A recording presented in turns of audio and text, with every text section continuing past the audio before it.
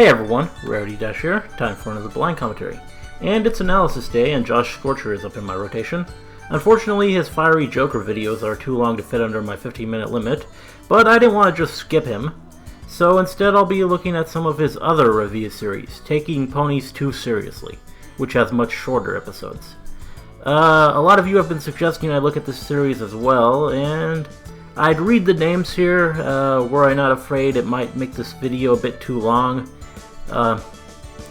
Anyway, the plan was to start these after I had been through all his fiery Joker reviews, but because of the circumstances here, I think I'll just be giving these a look now. I'm watching 3 of these, his reviews of Bats, Rarity Takes Manehattan, and Pinkie Apple Pie. I've said in other commentaries my thoughts on the former 2. Don't exactly care for Bats, and really enjoy Rarity Takes Manehattan. As for Pinkie Apple Pie, it's good. Song is one of the best of the season, and Pinkie is a lot of fun.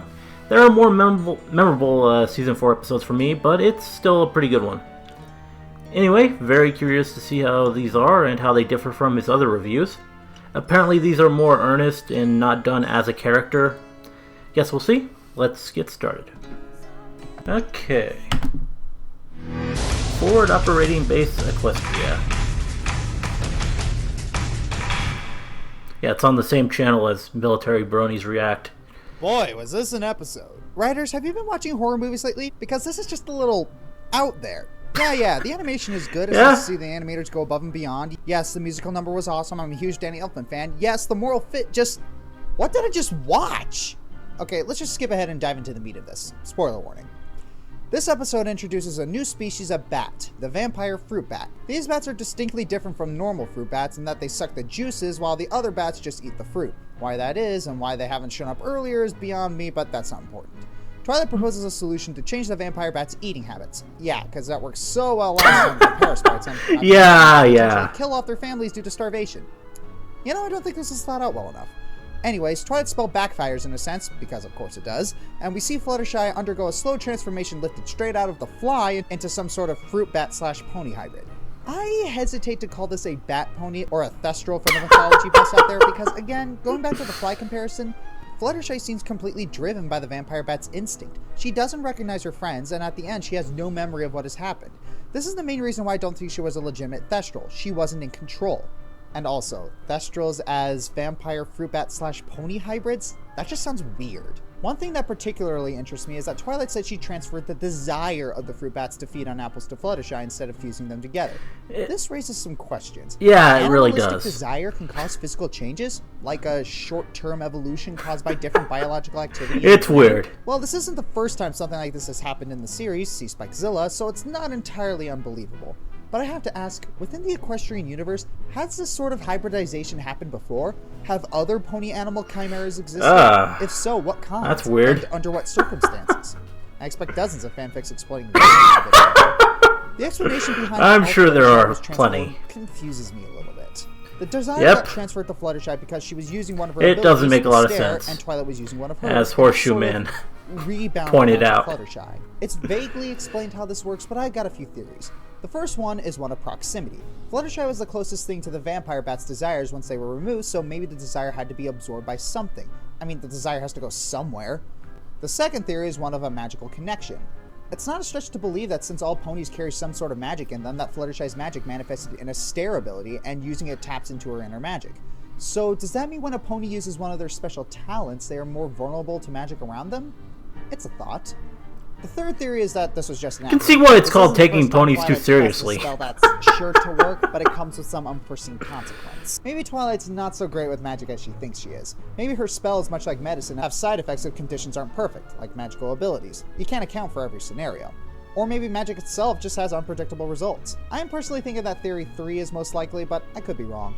When Fluttershy changed back to her normal self, we see spectral bats fly off screen. I have to ask, what were those? I can say for sure they are not vampire fruit bats themselves, as again, going back to Twilight's explanation, their desire was transferred to her, not something physical. This is not a fusion, it's more of a mutation. The best theory I can come up with is that these spectral bats were a magical manifestation of the vampire bat's desire. Yeah, that's probably what they were. Case, where did they go?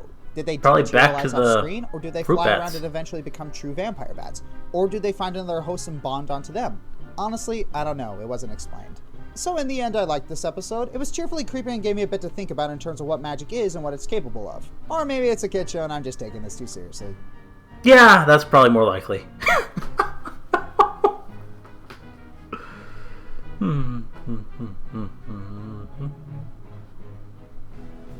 Love the Nightmare Before Christmas music. Okay, Rarity takes Manehattan.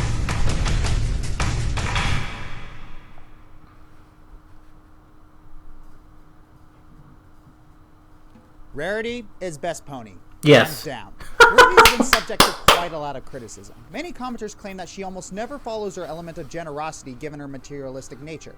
Okay, ignoring the fact that most of those claims are completely groundless and others are just as guilty of going against their elements, it's that Rarity is greedy. It's better that Rarity not have her character be defined by one trait and actually show weaknesses as a three-dimensional character.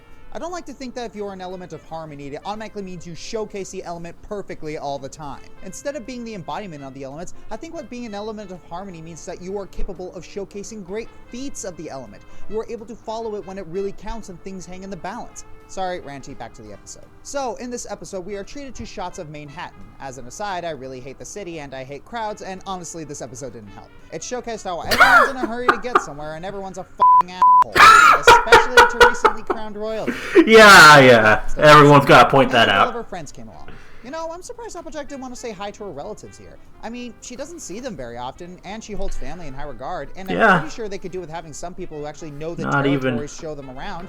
Small Babs cameo. Yeah, not even a Babs cameo. I was just going to say that. It's also shown that Rarity apparently carries dozens of gems as tips.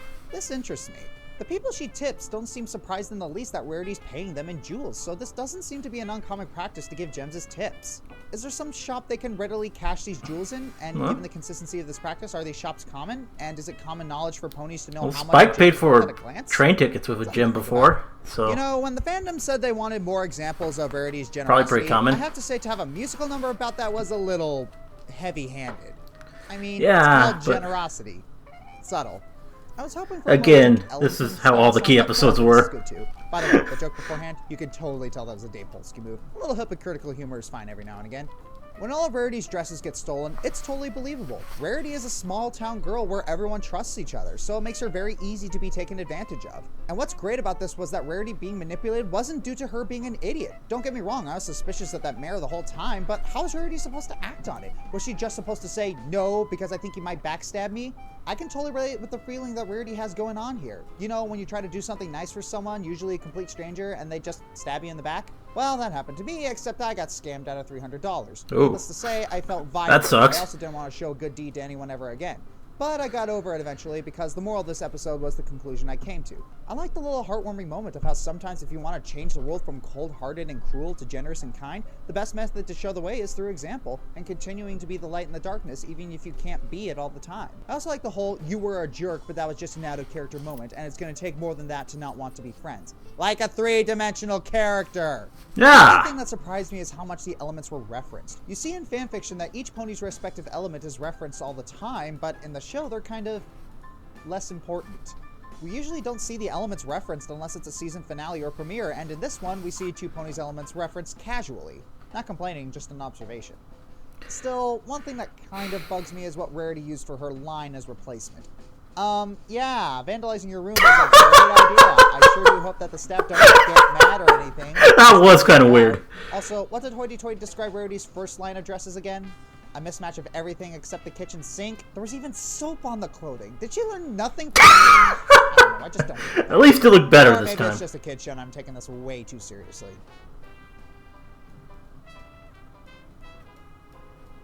Okay.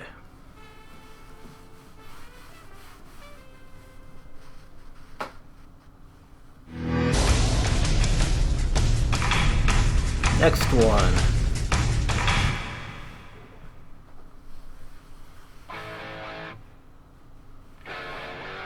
Okay, gonna be a rather meatless analysis this time around because, well, this episode was rather unimportant. Don't get me wrong, I liked it and the unimportance made sense, but usually episodes offer some sort of world building for me to latch onto and play with. Color me surprised that we didn't actually learn anything significant about the Apple family or Pie family. Here, let me explain what I mean. So it begins with Twilight looking at genealogy. Why she is doing that is anyone's guess, but we can leave that up to fanfiction. Never really She discovers that she and explained. Applejack might be related. It's not too much of a stretch to believe this, as they are both descended from farming families. I can understand Pinkie's excitement, as figuring out if you're related to someone you know or a famous figure is really fun to learn about. I just wish Ancestry.com didn't require a paid subscription. So they decide to try and confirm it and travel to their relative's house. And what follows is the typical road trip from hell plotline, and boy do they exploit it. Not as much as, say, Tiny Toot's Adventures, but still I got quite a few laughs at the shenanigans. I really like the morals the show gives about families, and this one is no different. I like how the show constantly compares family and kinship to friendship, but still treats family with a special dignity. I'd also like to say that Applejack is my second favorite of the main six, and this episode exemplifies why. She's very tight-knit with her family to the point where she ties her identity to it. She's also very tough on herself. Despite all the good and helpful things she does, she rarely cuts herself some slack.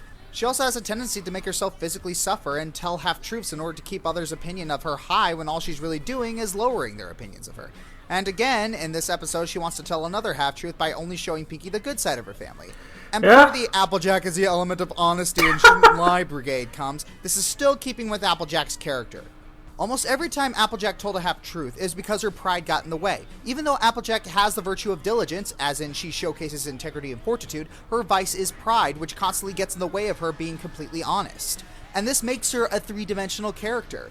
As an aside, this episode suggests pride and stubbornness seem to be a trait shared amongst all family members. I really like seeing Applejack interact with her siblings. They all seem like an actual family, especially with the bickering and the next to immediate making up afterwards. I also like how it's showcased when you're trying your best to impress someone, everyone tends to be a little more on edge and testy when things go wrong. I also like the little touches with Big Macintosh. One scene puts more indication he's a casual philosopher behind his one-word answers and gets quickly irritated when people start questioning his abilities. And that's it. Yep. Nothing much to say, as we got next to nothing concrete about their family lines. And that there are some hints in that episode. Still would have liked something a little more juicy to work with. Although, let's have a little fun and assume Pinkie and Applejack are distant cousins and try to work out how they are related. So, Applejack's great aunt Applesauce is a fourth cousin twice removed from a Pie family member. Assuming that Pie family member isn't Pinkie, and also assuming the generations had similar lengths before a new one started, that means that Applesauce shared a great-great-great-grandparent with a Pie's great-great-great-great-great-grandparent. Or vice versa. That would make Pinkie and Applejack 7th cousins or 9th cousins. Wow, I can't believe I just did all that. Wow. Yeah, that was taking it pretty seriously there. 9th cousins.